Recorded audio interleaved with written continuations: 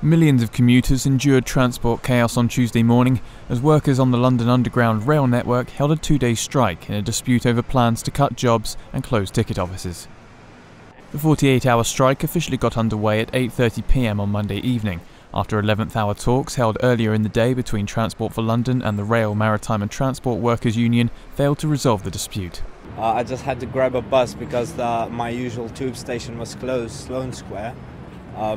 And in 1 hour, the only thing I could get was to Westminster.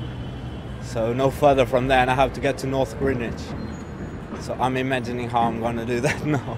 It's quite bad. There's loads of anger in the street, you can tell.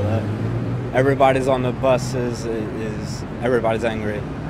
A similar strike in February brought the network, used by some 3 million people most days, to a virtual standstill. A second walkout was averted to allow talks to take place, but those talks broke down earlier this month. Some commuters had sympathy for the strike action. Yeah, I don't consider it as a bad thing. I think they have the right to say what they want to say. And maybe it's not good for other people, but I think it's the only way to be heard by people and the government and everything. Another 3-day strike has been called for May the 5th.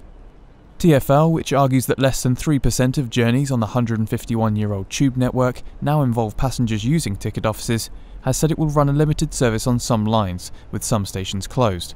Extra bus and riverboat services have also been added.